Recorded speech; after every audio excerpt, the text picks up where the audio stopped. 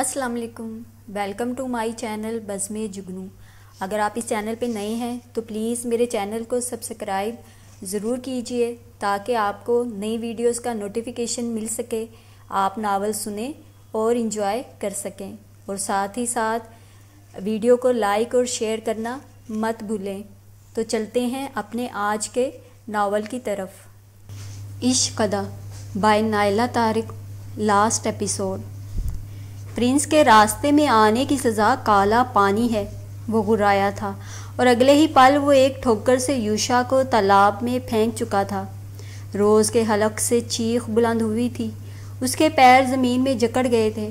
तालाब में एक क़यामत ख़ेज़ भूचाल आ गया था। यूशा बुरी तरह पानी से निकलने के लिए हाथ पैर मार रहा था, मगर वो जैसे ही किनारे पर पहुंचता, प्रिंस लकड़ी के वार या ठोकर से उसे वापस पानी में धकेल देता। यूशा के ज़ख्म खुर्दा बाजुओं में बिल्कुल कुव्वत नहीं बची थी। काला पानी उसकी नाक और मुंह में भर रहा था, अफरीयत की तरह उसे निगल रहा था। बाहर निकलने की सर तोड़ कोशिश में वो बेजान हो चुका था। इस भयानक मंजर को देखते परिंदे भी शोर मचाते बेचैन हो रहे थे।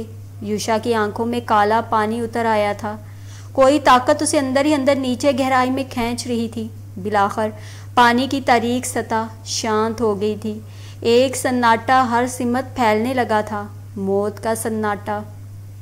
तुमने उसे मार दिया, तुमने उसकी जान ले ली। रोज़ की चीखों ने प्रिंस का नशा हरण कर दिया था। खौफ उस पर हावी होने लगा था। एक झटके से उसने रोज़ की गिरफ्त से खुद को छुड़ाया था और अगले ही पल सर पर पैर रखकर वहाँ से भाग गया था। दूसरी जानिब प्रिंस के धक्के पर वो जो लड़खड़ाती हुई दरख्त से टकराई थी, यकदम साकत रह गई थी।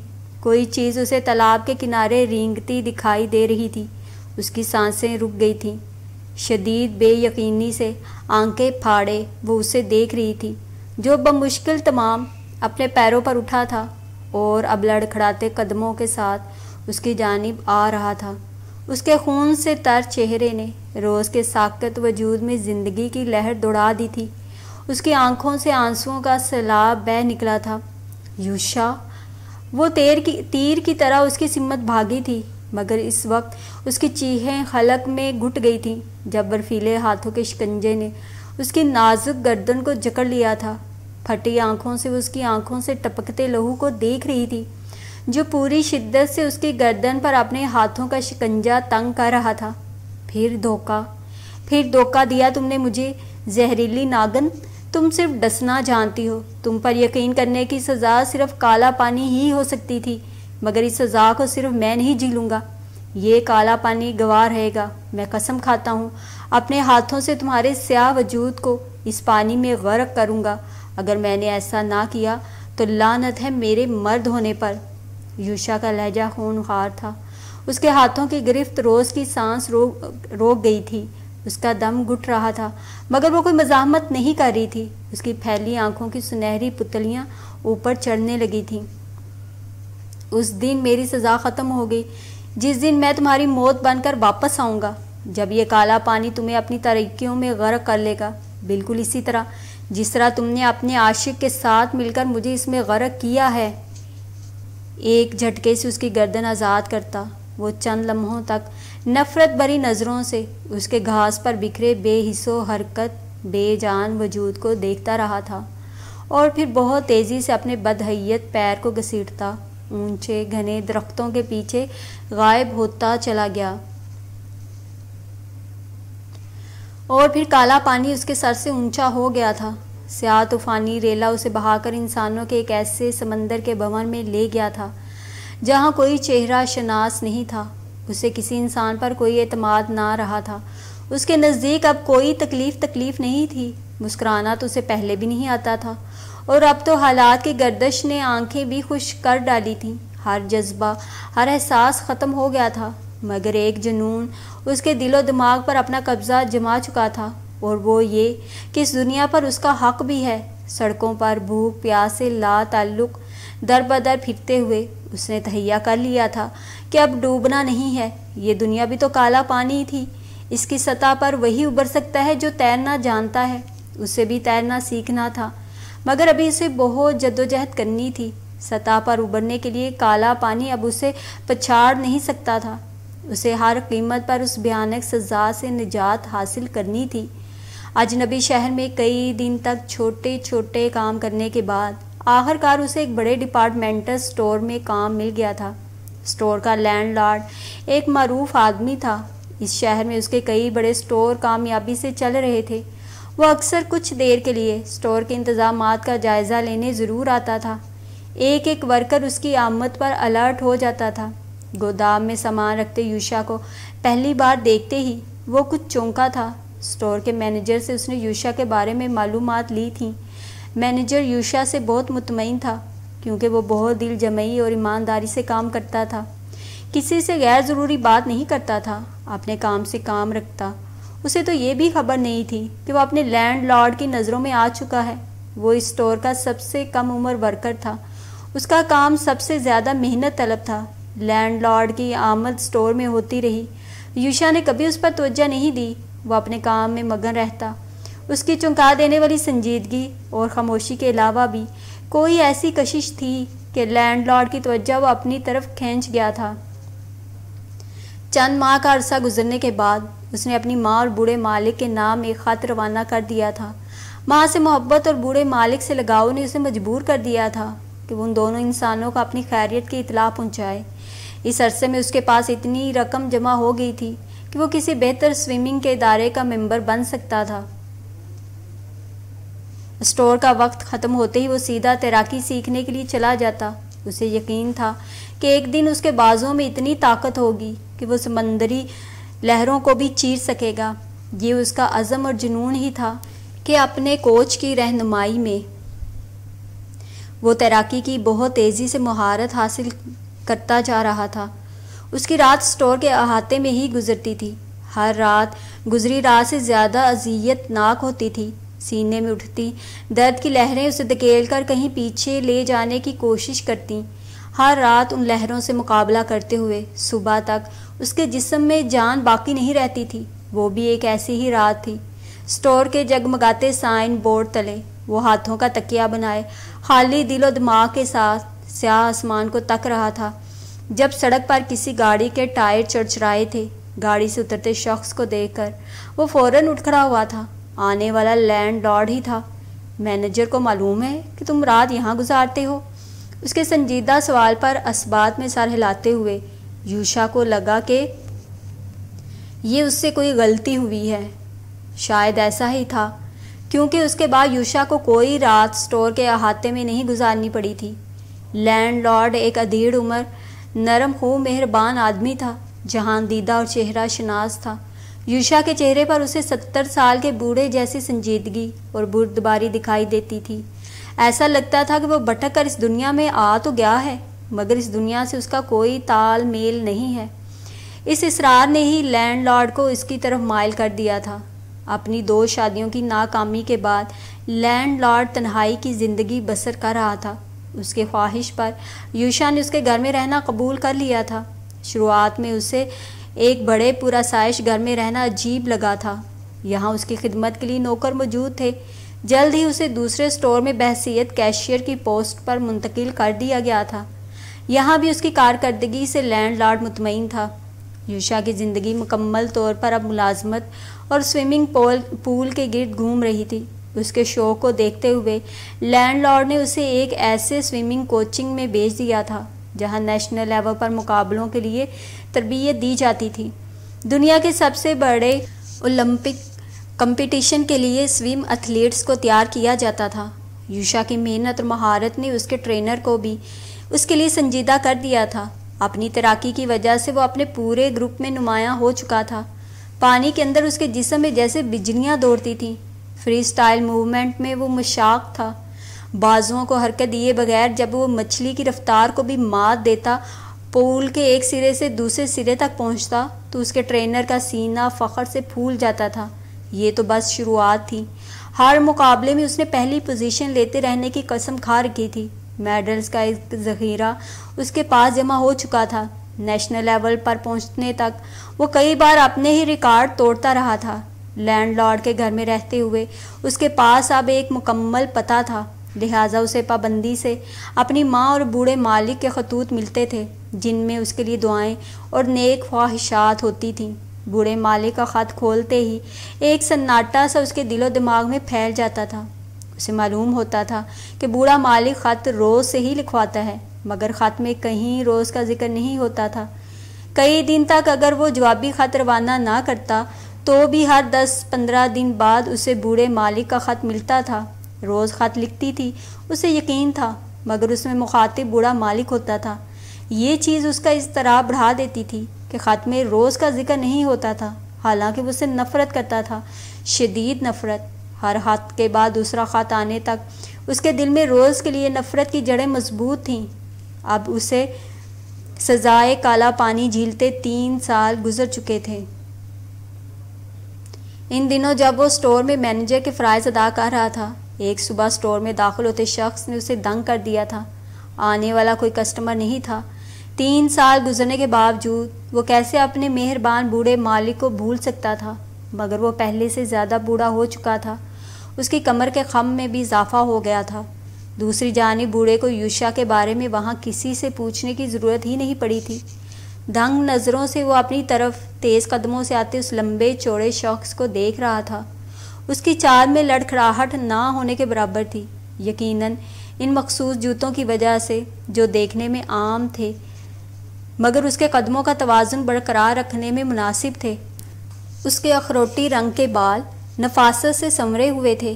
اس کے روشن چہرے پر سجی استقبالیہ مسکراہٹ نے ایک بار پھر بوڑھے کو بے یقین کر دیا تھا۔ یہ شخص یوشا نہیں ہو سکتا تھا، اسے تو مسکرانا آتا ہی نہیں تھا، مگر یہ تو… بوڑھے کی یقینی اور بے یقینی کے دوران یوشا اس کے قریب آ چکا تھا۔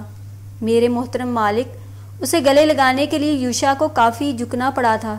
یوشا، کیا یہ واقعی تم ہو؟ بوڑھے نے لرزتے ہاتھوں سے اس کے مضبوط شانوں کو چھو کر حیرت و خوشی سے پھر اسے سر سے پیر تک دیکھا تھا۔ یہ وہ یوشا تو تھا ہی نہیں جس کے چہرے پر زردیاں اور آنکھوں میں ویرانی بسی ہوئی تھی۔ سامنے موجود شخص یوشا تھا تو بوڑھے کی آنکھیں ششدر ہو رہی تھیں۔ اس کے سرخ و سفید چہرے پر کوئی زردی نہیں تھی، اس کی چمکتی آنکھوں میں نمی گھلی ہوئی تھی۔ تیراکی نے اس کے جسم کو مضبوط اور پرکشش بنا دیا تھا، اس کی شخصیت کو نکھار دیا تھا۔ یوشا بہت عزت و احترام سے اپنے بوڑھے مالک کا ہاتھ تھامے اپنے کیبن میں اسے لے آیا تھا۔ اس کی تواضع کے لیے یوشا نے کھانے پینے کی چیزوں کا ڈھیر اس کے سامنے سجا دیا تھا۔ میرے لیے سفر کرنا بہت مشکل تھا، مگر مجھے یہاں تک تو آنا ہی تھا، تمہیں تمہاری امانت واپس کرنی تھی۔ بوڑھے نے ایک لفافہ اس کی سمت بڑھایا تھا۔ یہ اس محنت کی اجرت ہے جو تم نے فارم پر کی تھی، تم سے بھی وہاں چھوڑ آئے تھے۔ بوڑھے کا لہجہ مغموم ہوا تھا۔ وہاں محنت کے بدلے مجھے جو کچھ آپ سے ملا ہے، اس کے بعد مجھے کسی اجرت کی ضرورت نہیں تھی۔ آپ اس رقم کو فارم کی بہتری کے لیے استعمال کر لیں، مجھے خوشی ہوگی، مگر میں یہ رقم تمہیں دینا چاہتا ہوں، اسے تمہارے پاس ہونا چاہیے، بوڑھے نے کہا تھا۔ اگر یہ آپ کی خواہش ہے تو پھر مہربانی فرما کر آپ یہ رقم میری ماں تک پہنچا دیں، اگر کوئی دشواری نہ ہو۔ ہاں، میں یہ کر سکتا ہوں، اس رقم پر تمہاری ماں کا حق بھی ہے۔ بوڑھا راضی ہو گیا تھا۔ پھر چند لمحوں کے لیے وہ دونوں ہی خاموش ہو گئے تھے۔ روز نے مجھے سب کچھ بتا دیا تھا۔ میں نے تمہارے ساتھ ساتھ پرنس کو بھی تلاش کیا، مگر وہ ایسا بھاگا کہ پلٹ کر نہیں آیا، نہ مجھے اس کا کوئی پتہ مل سکا۔ میں تمہارے ماں باپ کے سامنے شرمسار تھا، مگر تمہاری گمشدگی کا قصوروار ان دونوں نے مجھے نہیں ٹھہرایا۔ تم نہیں جانتے کہ جس دن تمہارا پہلا خط مجھے ملا تھا میں کس قدر خوش تھا۔ تمہارے جانے کے بعد فارم پر میں نے کوئی ملازم نہیں رکھا، وہ سارے کام جو تم کرتے تھے روز نے سنبھال رکھے ہیں۔ وہ بضد ہے کہ میں تمہاری جگہ کسی کو نہ دوں، اسے یقین ہے کہ تم فارم پر واپس آؤ گے۔ بوڑھے کی اس گفتگو کے دوران یوشا بالکل خاموش تھا۔ اس کا چہرہ مکمل سپاٹ، ہر تاثر سے عاری تھا۔ اب سوچتا ہوں کہ اچھا ہوا تم نے فارم کو چھوڑ دیا تھا، وہاں تمہارے لیے وہ کامیابیاں نہیں تھیں جو یہاں آ کر تم نے حاصل کی ہیں۔ میں بہت خوش ہوں تمہاری کامیابیوں پر، مگر میں چاہتا ہوں کہ ایک بار تم فارم پر ضرور واپس آؤ۔ بوڑھے کا لہجہ بوجھل تھا۔ میں ضرور آؤں گا، وہ بولا تھا۔ کچھ عرصہ پہلے پرنس اچانک مجھ سے ملنے آیا تھا۔ بوڑھے کے اس انکشاف پر اسے اپنا دل ڈوبتا محسوس ہوا تھا۔ اس کی سماعتیں بوڑھے کے اگلے جملے کی منتظر ساکت تھیں۔ اس نے مجھے بتایا کہ وہ واقعی اس خوف سے واپس نہیں آیا کہ اسے یقین تھا کہ اس نے تمہیں جان سے مار دیا ہے۔ وہ شہر میں جا کر گمنامی کی زندگی بسر کرتا رہا تھا، مگر پھر ایک دن اس نے اخبار میں تمہاری تصویر دیکھی اور پھر تمہارے بارے میں معلومات کی تو اس کے پاس کوئی وجہ نہیں رہ گئی تھی چھپ کر زندگی گزارنے کی۔ وہ پہلے سے بہت بدل چکا ہے، شہر میں کوئی اچھی نوکری بھی کر رہا ہے۔ اس نے مجھ سے معافی مانگی، میں نے اسے معاف کر دیا۔ اس نے مجھ سے التجا کی کہ وہ روز سے ملنا چاہتا ہے، مگر روز نے اس سے ملنے سے انکار کر دیا۔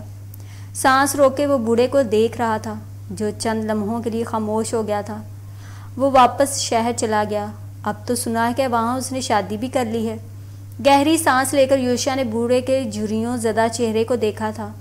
ایک سوگواری سی بوڑھے کے چہرے کا طواف کر رہی تھی۔ میں تمہارا انتظار کروں گا، وعدہ کرو تم آؤ گے۔ وقت رخصت بوڑھے نے کہا تھا۔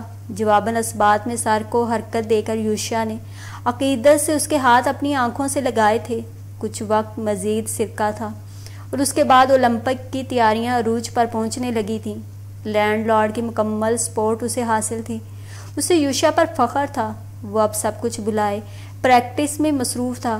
یہ مقابلہ ایک مارکا تھا جسے ہر حال میں اس نے سر کرنا تھا۔ اولمپک کھیلوں میں اس کی شاندار کامیابی پرستاروں کے لیے حیرت کا باعث نہیں تھی، وہ ان سب کی توقعات پر کھرا اترا تھا۔ یہ اس کی انتھک محنت ہی تھی کہ اس نے اگلے پچھلے ریکارڈ توڑ ڈالے تھے۔ ہر راؤنڈ میں اس نے سب کو پیچھے چھوڑ دیا تھا۔ دنیا کے اس عظیم مقابلے کے اختتام تک وہ اپنی فیلڈ میں سب سے اونچے پیڈسٹل پر براجمان تھا۔ لائم لائٹ میں تو وہ کافی پہلے سے تھا، باوجود اس کے کہ وہ پریس اور پرستاروں سے دور بھاگتا تھا۔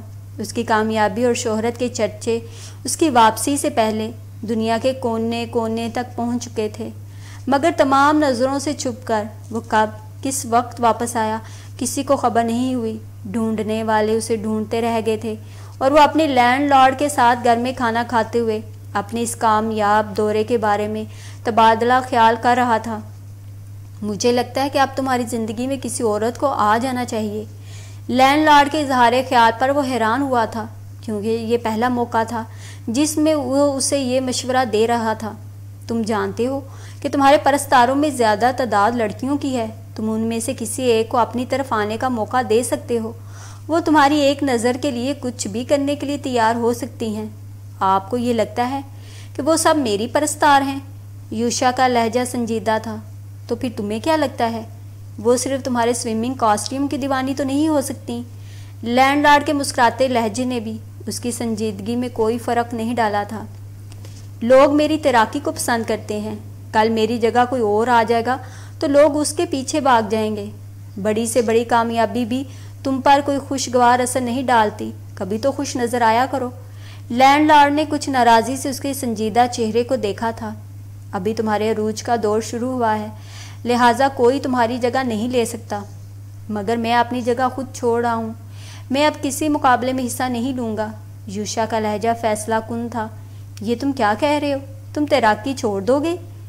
تیراکی تمہارا شوق نہیں جنون ہے۔ لینڈ لارڈ دنگ ہوا تھا۔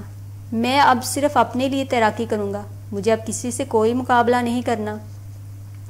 اپنی پلیٹ پر جھکا ہوا اطمینان سے بولا تھا۔ اب مجھے اپنی زندگی کے ایک دو اہم فریضے سر انجام دینے ہیں۔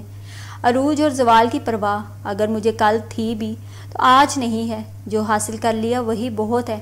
ٹھیک ہے، اب جب کہ تم نے فیصلہ کر ہی لیا ہے تو مجھے یقین ہے کہ ایسا تم نے سوچ سمجھ کر ہی کیا ہوگا۔ شوق سے باہر آتے ہوئے لینڈ لارڈ نے کہا تھا، یہ جو بھی اہم کام ہے ان کو سر انجام دینے کے بعد تم کیا کرو گے؟ یہ شہر مجھے چھوڑ کر جانے کی بات ہرگز نہ کرنا۔ نہ میں یہ بات کر رہا ہوں، نہ ایسا سوچ سکتا ہوں، اور آگے مجھے کیا کرنا ہے اس کے بارے میں ابھی خود نہیں جانتا، تو آپ کو کیا بتاؤں؟ مگر تم نے آج تک مجھے وہ سب بھی نہیں بتایا جو تم جانتے ہو۔ لینڈ لارڈ کے لہجے نے اسے بری طرح چونکایا تھا۔ یوشا، میں نے تمہیں بیٹا کہا نہیں ہے، سمجھا بھی ہے۔ ایک باپ کی نظروں سے اس کے بیٹے کے دل کا حال چھپا نہیں رہ سکتا۔ لینڈ لارڈ نے جانچتی نظروں سے اس کے چہرے پر بکھرتے تاریک سائے دیکھے تھے۔ اس نے واقعی تیراکی کو ترک نہیں کیا تھا، مگر یہ نہ پہلے اس کا پروفیشن تھا نہ اب آگے بن سکتا تھا۔ اس کے لینڈ لارڈ نے اپنے کاروبار کی پاور آف اٹارنی اسے دے دی تھی۔ بڑھتے ہوئے ہیلتھ پرابلم کی وجہ سے لینڈ لارڈ کو اب آرام کی ضرورت تھی۔ یوشا پر اسے اندھا اعتماد تھا۔ اس نے بھی بہت ذمہ داری سے کاروبار کو سنبھال لیا تھا۔ وہ جانتا تھا کہ اس کے سوتیلے بہن بھائی اپنی اپنی زندگی میں مصروف ہو چکے ہیں۔ اس کے سوتیلے باپ کی صحت بھی اب خراب رہنے لگی تھی۔ اپنی ماں اور گھر سے دور ہونے کے بعد وہ طویل وقفوں کے بعد جب دوسری بار ان سے ملنے گیا تو سب سے پہلے اس نے ایک اچھے علاقے میں ایک خوبصورت گھر اپنی ماں کے لیے خریدا تھا۔ وہاں اس نے ضرورت کی ہر چیز مہیا کی تھی۔ اس کی ماں اور سوتیلا باپ اب عمر کے اس حصے میں تھے جہاں وہ دونوں اب کسی محنت مشقت کے قابل نہیں تھے۔ ان دونوں کو اب آرام اور سکون کی ضرورت تھی۔ جس دن وہ دونوں یوشا کے خریدے ہوئے گھر میں شفٹ ہوئے اس دن یوشا نے پہلی بار اپنی ماں کو بہت زیادہ خوش دیکھا تھا اور وہ ان کی خوشی میں خوش تھا۔ اپنے سوتیلے باپ سے اسے اب کوئی شکایت نہیں رہی تھی۔ 18 سال تک کسی دوسرے شخص کی اولاد کو اپنے گھر میں رکھنا، اسے برداشت کرنا کتنا کٹھن ہوتا ہے، یوشا کو اب اندازہ ہوا تھا۔ اس کا سوتیلا باپ اسے گھر سے نکالنے کا موقع نہ ڈھونڈتا تو آج وہ اس قابل نہ ہوتا کہ اس کے لیے ایک پرآسائش گھر خرید سکتا۔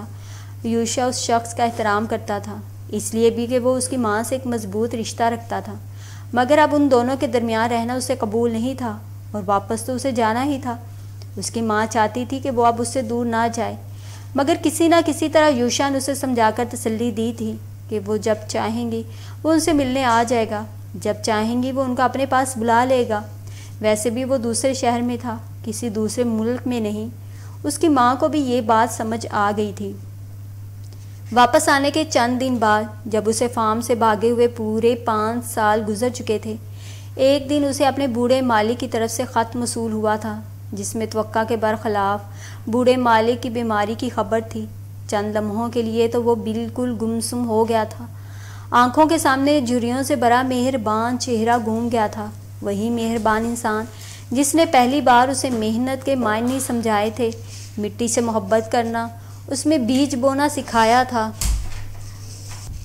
جس سے اس نے یہ سب سیکھا تھا جو آج تک اس کے کام آ رہا تھا۔ وہ بھولا نہیں تھا، اسے یاد تھا کہ اسے اپنے بوڑھے مالک کی خدمت میں حاضر ہونا ہے، مگر اسے ایسے کسی موقع کا انتظار نہیں تھا۔ اس خطے کے بارے میں وہ مکمل یقین سے کہہ سکتا تھا کہ یہ روز نے نہ صرف لکھا ہے بلکہ پہلی بار وہ خود اس خط میں مخاطب کر رہی تھی، کیونکہ چند سطریں جس میں بوڑھے مالک کی شدید بیماری کا ذکر کیا گیا تھا ان پر آنسوؤں کے کچھ نشان واضح طور پر یوشا کو دکھائی دے رہے تھے۔ کوئی نکیلی چیز وہ اپنے دل میں اترتی محسوس کر رہا تھا۔ بوجھل دل اور قدموں سے چلتے ہوئے اس نے سر اٹھا کر دیکھا تھا۔ سرمئی آسمان سے اترتے سرد ہوا کے جھونکے اس کے چہرے سے ٹکرائے تھے۔ فارم پر ہر سمت سوگواری اور سناٹا طاری تھا۔ یہ غم شدید تھا کہ اب وہ کبھی اپنے بوڑھے مہربان مالک کو نہیں دیکھ سکے گا، مگر کہیں نہ کہیں اس کے اندر یہ اطمینان تھا کہ یہاں آ کر اس نے اپنے بوڑھے مالک کو پرسکون کر دیا تھا۔ اس کے آخری وقت میں وہ اس کے قریب تھا۔ آخری رسومات کی ادائیگی کے بعد اب وہ فارم پر گھومتا گمگشتہ لمحوں کو تلاش کر رہا تھا۔ یہاں ہر چیز ویسی ہی تھی جیسی وہ چھوڑ کر گیا تھا۔ اس کے قدم استبل کی جانب بڑھ گئے تھے۔ اس کی نظروں کے سامنے استبل بالکل خالی تھا۔ کھڑکی کے قریب ایک بستر آج بھی موجود تھا۔ اسے اپنے دل پر بوجھ بڑھتا محسوس ہو رہا تھا۔ اسے یاد تھا کہ یہ بستر اس کا تھا جو بالکل صاف اور بے شکن دکھائی دے رہا تھا۔ اس کی ہر چیز محفوظ رکھی تھی، یہاں تک کہ وہ گرم کوٹ بھی جو اندر بڑھتی گھٹن اسے استبل سے باہر لے آئی تھی۔ اس کے قدم لکڑی کی اس خوبصورت مکان کی طرف اٹھ گئے تھے جہاں کبھی اس کا داخلہ ممنوع تھا، مگر آج کوئی حد لگانے والا نہ رہا تھا۔ اس کے قدموں کی لرزش بڑھتی جا رہی تھی۔ لکڑی کے فرش پر اس کے قدموں کی آواز وحشتناک سناٹے کو توڑ رہی تھی۔ پھر یکدم اس کے قدم رک گئے تھے، نگاہیں ساکت ہو گئی تھیں۔ آتش دان کے نزدیک وہ سیاہ لبادے میں بیٹھی تھی۔ گہری سوگواری نے اسے بھی اپنے حصار میں لے رکھا تھا۔ اس کی سپاٹ نظریں یوشا کی جانب اٹھی تھیں جو کوشش کے باوجود آگے نہیں بڑھ سکا تھا۔ آج پھر اس کا ایک پیر اکڑ گیا تھا، دوسرے پیر کا ساتھ دینے سے انکاری تھا۔ آتش دان میں تھرکتی آگ کی روشنی میں نمایاں اس کے چہرے سے وہ نظر نہیں ہٹا سکا تھا۔ آج پھر کوئی طاقت یوشا کو زمین کی طرف کھینچ رہی تھی۔ لرزتے دل کی دھڑکنیں باری ہو رہی تھیں، جبڑے سختی سے آپس میں جڑ گئے تھے، کوئی خنجر اس کی پشت میں اتار رہا تھا۔ وہ آج بھی اس کے سامنے بے بسی اور لاچاری کا مجموعہ بنا ہوا تھا۔ درمیان سے 5 سال غائب ہو چکے تھے۔ وہ وہیں پہنچ گیا تھا جہاں سے چلا تھا۔ آج بھی اس کے قدم کانپ رہے تھے، جسم لاغر بے جان ہو رہا تھا، کچھ بھی تو نہیں بدلا تھا۔ اس کے سامنے وہ آج بھی حقیر ہی تھا، آج بھی وہ اپنا بدحیت وجود اس کی نظروں سے چھپائے بہت دور بھاگ جانا چاہتا تھا، مگر قدم لکڑی کے فرش پر جم گئے تھے۔ ساکت نظروں سے وہ اسے قریب آتا دیکھتا رہا تھا۔ اس کی سنہری کانچ جیسی آنکھوں میں تیرتی سرخی یوشا کی رگوں میں لہو منجمد کر رہی تھی۔ واپس جانے سے پہلے تم اپنی قسم پوری کر ڈالو۔ اس کا سرسراتا سرد لہجہ یوشا کے وجود میں یخ ٹھنڈی لہریں دوڑا گیا تھا۔ وہ بالکل گونگ تھا۔ سرمئی آسمان تلے وہ آگے بڑھتی چلی جا رہی تھی، کسی ڈمی کی طرح۔ ایک بار پھر اس نے پلٹ کر یوشا کو نہیں دیکھا تھا، جو اس کی تقلید میں اپنے بے جان قدموں کو گھسیٹ رہا تھا۔ وہ کہاں موجود ہے، کہاں جا رہا ہے، اسے کچھ یاد نہیں تھا۔ اس کا دماغ معاف تھا، خالی نظریں آگے چلتے سیاہ لبادے میں قید وجود پر ساکت تھیں۔ جنگل میں ہو کا عالم تھا، پرندوں کے پر مارنے کی آواز بھی سنائی دینی مشکل تھی۔ نیم تاریکی اور خنکی کا راج ہر طرف تھا، جنگلی پھولوں کی مہک ہر سمت پھیلی تھی۔ پھر اچانک آنکھوں سے ہر منظر غائب ہو گیا۔ یوشا کے قدم زمین میں جکڑ گئے تھے۔ وسیع تالاب اپنی ہیبت ناک تاریکیوں کے ساتھ اس کی نظروں کے سامنے تھا۔ کالا پانی کسی عفریت کی طرح اسے نگلنے کے لیے جھنجھوڑتا، اس کے ذہن میں ہر منظر کو تازہ کرتا۔ اس کی رگوں میں لہو کی گردش تیز کر گیا تھا۔ اس کی نظریں اب روز پر ساکت تھیں، جو تالاب کے کنارے گھٹنوں کے بل بیٹھی ہوئی تھی۔ آج تمہاری سزا ختم اور میری زندگی سزا سے آزاد ہو جائے گی۔ بھیانک سکوت میں اسے روز کی آواز سنائی دی تھی۔ جس وقت وہ اس کے نزدیک پہنچ کر اپنے گھٹنوں پر گرا، اس کے جسم سے آدھی جان نکل چکی تھی۔ دل کے پرانے زخم کھل گئے تھے، جن سے لہو ٹپک رہا تھا۔ سینے میں اٹھتی درد کی لہریں ناقابل برداشت تھیں۔ اذیت اس کی آنکھوں سے بھی رسنے لگی تھی۔ اس کا چہرہ گرم سیال سے بھیگتا جا رہا تھا، بینچے ہونٹ کانپ رہے تھے، گردن کی رگیں پھول گئی تھیں، مگر روز اس کی حالت سے بالکل لا تعلق تالاب کی سطح پر نظریں جمائے سپاٹ چہرے کے ساتھ بیٹھی رہی تھی۔ ایک بار کہہ دو تم نے مجھے دھوکہ نہیں دیا تھا۔ وہ کانپ رہا تھا، اس کی گھٹی گھٹی آواز، ٹوٹے لفظ روز کو سنائی نہیں دے رہے تھے۔ کالا پانی گواہ ہے، تمہیں اپنی قسم پوری کرنی ہوگی۔ سیاہ متما پر نظریں گاڑے ہوئے، روز کے خشک لبوں سے برف جیسی پھنکار ابری تھی۔ یوشا کا دل بند ہو رہا تھا، درد کے بوجھ سے اس کے کندھے جھکے جا رہے تھے۔ اس کا چہرہ متغیر تھا۔ وہ سب سچ تھا، تم مجھ سے آنکھیں بھینچتے وہ کرا رہا تھا۔ کالا پانی منتظر ہے، غرق کر دو مجھے اس میں۔ پہلی بار روز کا لہجہ لرز رہا تھا، مگر اس بار بھی اس نے یوشا کو دیکھنے کی کوشش نہیں کی تھی، جو زلزلوں کی زد میں تھا۔ اس کا دم گھٹ رہا تھا، سانس سینے میں اٹک رہی تھی۔ خدا کے لیے میری تکلیف کو سمجھو، بھینچی ہوئی کانپتی آواز میں کراہتا وہ اپنے کانپتے ہاتھوں میں۔ روز کا سرد ہاتھ جکڑ گیا تھا، اس کے کندھے وزنی بول سے گھٹنوں پر جھکے جا رہے تھے۔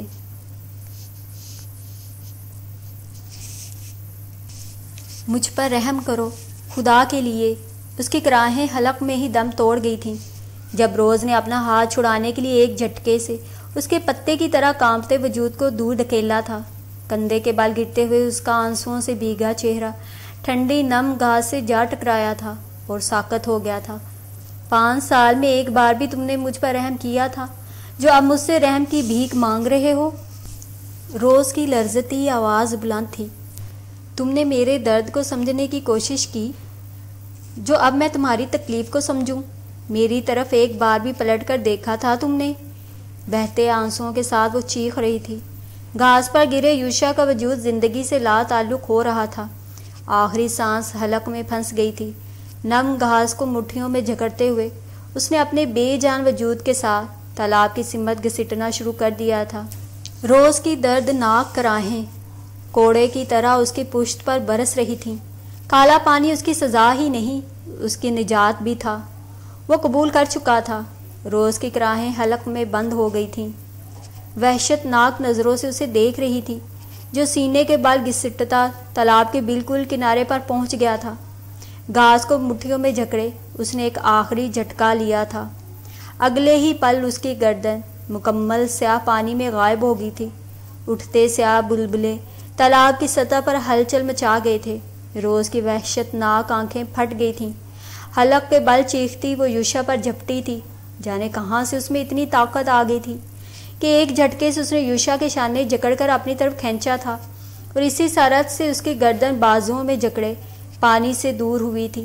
دھیرے دھیرے تالاب کی سطح ساکت ہونے لگی تھی۔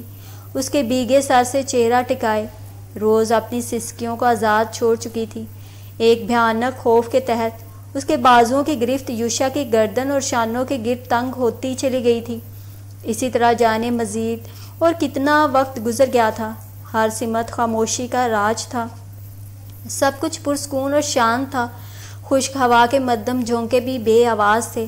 درختوں کی شاخوں سے چھن چھن کر اترتی پورے چاند کی تیز کرنیں اس کے گرد پھیلی ہوئی تھیں، جو کسی مجسمے کی طرح بے حس و حرکت تھی۔ اس کی باہوں کی قید میں وہ بھی ساکت تھا جس کا وجود نم گھاس پر بکھرا ہوا تھا۔ بند آنکھوں سے وہ اپنے بالوں پر اس کی سانسوں کی سرسراہٹیں محسوس کر رہا تھا، اپنے کانوں میں اس کی دھڑکنوں کو سن رہا تھا، اور یہی لمحے تو اس کی زندگی کا حاصل تھے۔ اب وہ چاہتا تھا کہ ان لمحوں میں ہی ساری زندگی تمام ہو جائے۔ سرد ہوا کے ایک تیز جھونکے سے چونک کر روز نے اپنا چہرہ اس کے نم بالوں سے ہٹایا تھا۔ اگر مجھے آنے والے کل کی خبر پہلے سے ہوتی تو یہ سچ ہے کہ جو مقام تم نے یہاں سے دور جا کر حاصل کیا ہے، اس مقام پر تمہیں دیکھنے کے لیے میں کسی کو بھی دھوکہ دے سکتی تھی۔ روز کی مدھم لرزتی آواز وہ سن سکتا تھا۔ تمہیں کامیاب دیکھنے کے لیے میں کوئی بھی قیمت ادا کر سکتی تھی، کوئی بھی، مگر مجھے تو یہ خبر بھی نہیں تھی کہ ایک طویل عرصہ مجھے تمہاری نفرت، تمہاری جدائی کی سزا کے طور پر کاٹنا ہوگا۔ روز کی آواز ہی نہیں، اس کا وجود بھی لرز رہا تھا۔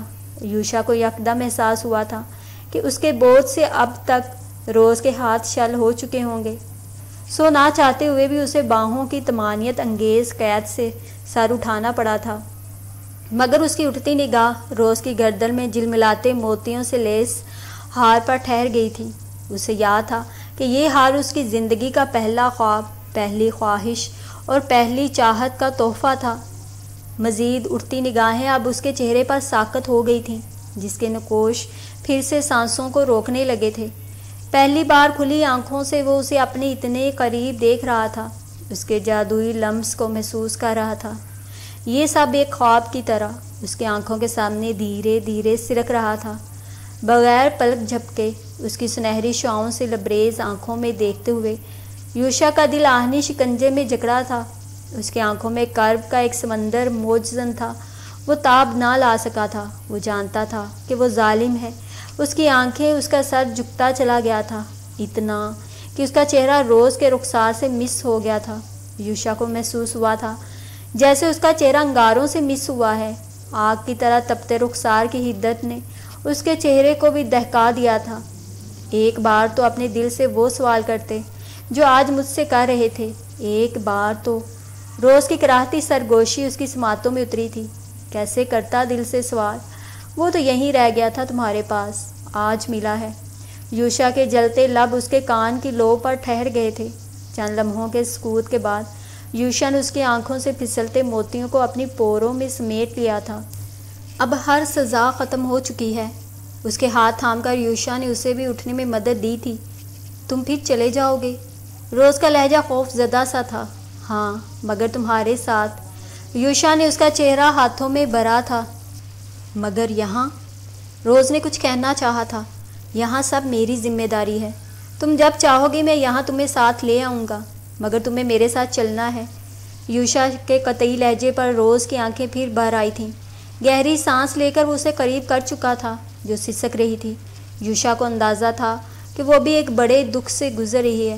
اپنے دادا کی جدائی کے صدمے کے بعد اسے اب یہاں سے جانا بھی ہوگا۔ یہ رخ اس کے لیے کٹن تھا۔ میں دوبارہ تمہیں کھونا نہیں چاہتا روز، اب تم سے جدا رہنا مجھے کسی قیمت پر قبول نہیں، اور میں جانتا ہوں کہ یہ تمہارے لیے بھی ناقابل قبول ہے۔ اس کے بالوں کو چومتے ہوئے یوشا نے اس کے لرزتے کانپتے نازک وجود کے گرد اپنے مضبوط بازوؤں کا حصار تنگ کیا تھا۔ تبھی اس کی نظریں سامنے تالاب کی جانب اٹھی تھیں اور وہ مبہوت رہ گیا تھا۔ دودھیا تیز کرنیں تالاب کے سیاہ پانی میں اترتی اس کی سطح کو اتنا چمکدار کر گئی تھی کہ پانی کی جھلملاہٹوں نے یوشا کی آنکھوں کو ساکت کر دیا تھا۔ ہوا کے تیز جھونکوں کے ساتھ تالاب میں گرتے سفید پھول مدھم لہروں کے ساتھ ہلکورے لیتے تالاب کی سطح پر تیر رہے تھے۔ ہیبت اس منظر میں کہیں نہیں تھی۔ خوابناک خاموشی میں یہ منظر حسین تر تھا، پر اسرار اور ماورائی تھا۔ اپنے سینے پر بکھرتی روز کی مدھم سسکیاں یوشا کو کسی موسیقی کی طرح لگ رہی تھیں۔ محبت کی سزا اگر کالا پانی ہے بھی تو وہ بخوشی محبت کو اپنے سینے سے لگا چکا تھا۔ فراخ دلی سے یہ خوبصورت سزا پھر جھیلنے کے لیے تیار تھا، اور اس سزا سے کبھی نجات حاصل کرنے کی اسے کوئی خواہش بھی نہیں تھی۔